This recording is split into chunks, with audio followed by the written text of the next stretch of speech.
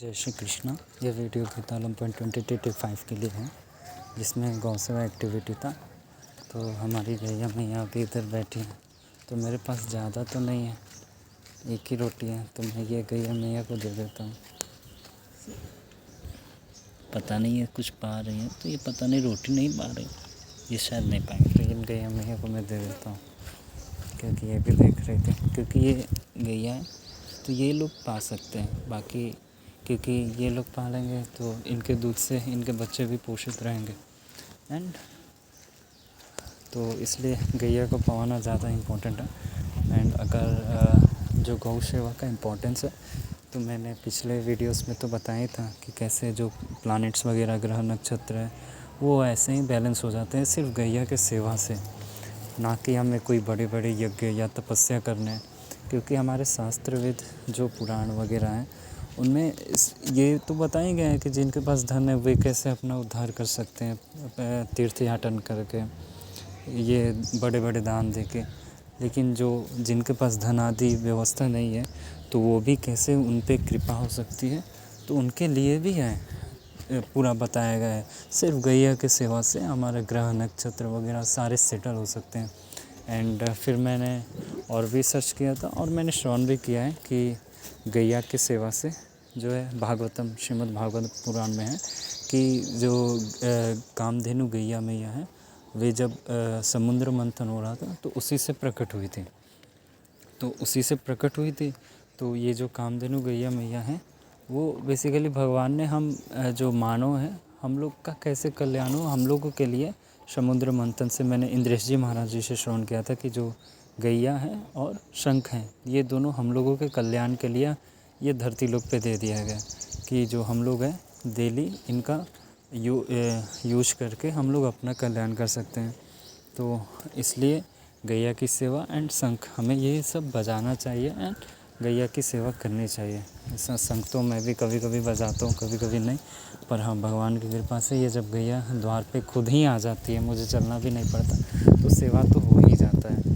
और फिर मैंने गरुड़ पुराण तो बहुत फेमस है ये वाला, जो शिवा का ये है कि जब नरक जीव जाता है तो अगर थोड़ा भी उसने गैया की सेवा की होगी, भले सकाम भाव से कैसे भी गलती से कैसे भी, तो जो वैतरणी नदी रहती है नरक के पास में वो आराम से ये पार कर लेते हैं, गैया के पूत से हम लोग पार कर लेते हैं।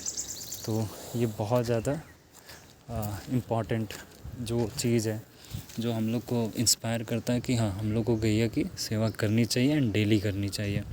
एंड फिर मैंने स्कंद पुराण से भी मैंने देखा, तो मतलब सर्च किया था मैंने, तो उसमें भी लिखा था कि जो हमारे कार्मिक रिएक्शन है, जो हमारे पूर्व जन्म के पाप वगैरह हैं, तो वो सब भी जो है हमारे पाप भी मिट जाते हैं गैया की सेवा से। तो हम लोग देख सकते हैं कि 3 पुराण हो गए, गरुड़ पुराण, स्कंद पुराण एंड श्रीमद् भागवतम पुराण, जिसमें क्लियरली लिखा है कि गैया की सेवा से हमारे विशेष भी फुल हो सकते हैं, साथ में हमारे पाप भी कट जाते हैं, ग्रह नक्षत्र भी सेटल हो जाते हैं।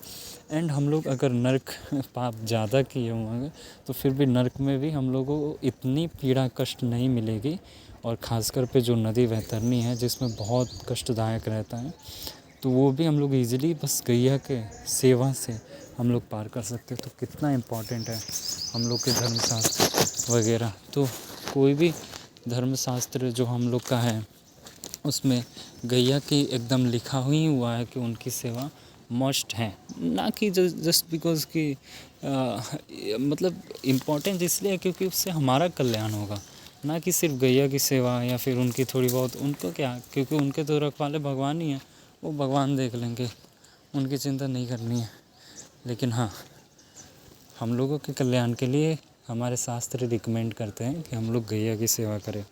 एंड और नहीं तो फिर जो हम लोग यज्ञ वगैरह भी करते हैं, कोई जग वगैरह होता है तो उसमें भी गैया का घी लगता है, और ये भी माना जाता है कि बिना गैया के घी के जो यज्ञ वगैरह है वो फुलफ़िल नहीं होता है।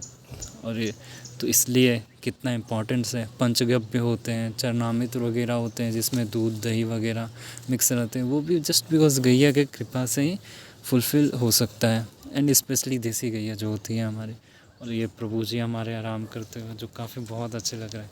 अभी कुछ देर पहले ये लोग आपस में लड़ भी रहे थे तो काफ़ी अच्छा लग रहा था। मतलब लड़ रहे थे मतलब वो वाला नहीं, लेकिन अपने प्यार में से खेल रहे थे ना। खेलते टाइम भी लगता है कि लड़ रहे हैं, लेकिन नहीं, वहीं खेल रहे थे तो बहुत अच्छे लग रहे थे। और ख़ासकर पे ये हमारे प्रभु जी जो बहुत प्यारे हैं। वैसे तो अभी लग रहा है कि थक गए हैं तो इसलिए ये ज़्यादा कुछ रिएक्शन नहीं दे, नहीं तो ये तो बहुत ज़्यादा खेलते, उछल कूद मचाते हैं। एंड एक जो गीता जी का श्लोक है वो बोल के ये फिर जो वीडियो है एंड कर देते हैं।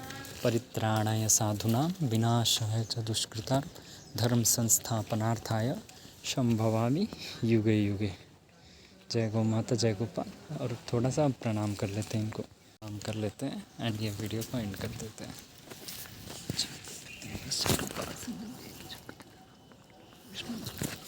जय गौ माता, जय गोपाल।